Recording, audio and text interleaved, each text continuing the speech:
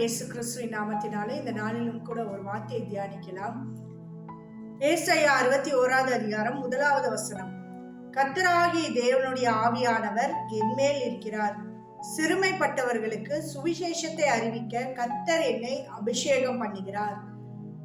இயேசு கிறிஸ்து நம்ம மேல இருக்கும்போது அவர் நன்மை செய்கிற தேவனாக இருக்கிறார்.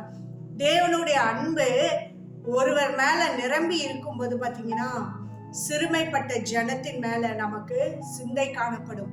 சிறுமைப்பட்ட ஜனங்கள் அப்படின்னா அன்றாட தேவை இல்லாத ஜனங்கள். நம்ம தேசத்துல அநேகர் வாழ்ந்து கொண்டிருக்கிறாங்க.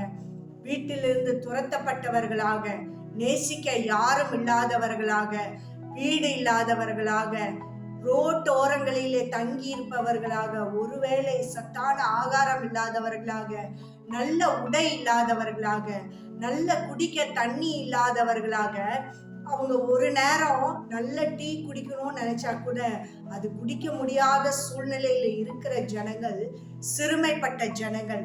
கர்த்தராகிய ஆவியானவர் நம்ம மேல இருக்கும்போது நம்மை எதற்காக அபிஷேகம் பண்ணி வைத்திருக்கிறார் அப்படின்னா, இப்படிப்பட்ட ஜனத்தின் மேல நம்ம நோக்கமாக இருந்து அவர்களை விசாரிக்கணும், அவர்களுக்கு உணவு கொடுக்கணும், அவர்களை நல்ல உடையினால உடுத்தணும், அவர்கள் மேல அன்பு காட்டவர்களாக இருக்கணும்னு சொல்லி கர்த்தர் இந்த நாளில நம்மோடு பேசி கொண்டு இருக்கிறாருங்க.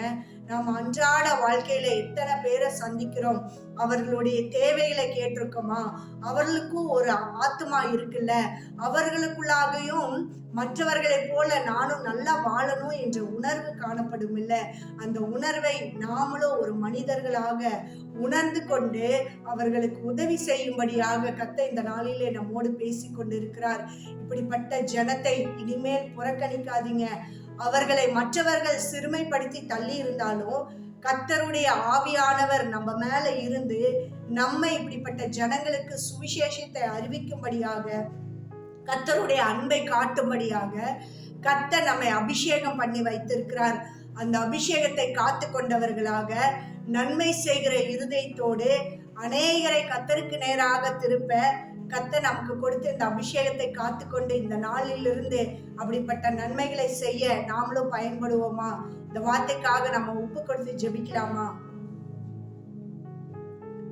பரிசுத்தமுள்ள பிதாவே, உம்மை நன்றியோடு துதிக்கிறோம் ஏசப்பா, ஸ்தோத்தரிக்கிறோம் ராஜா.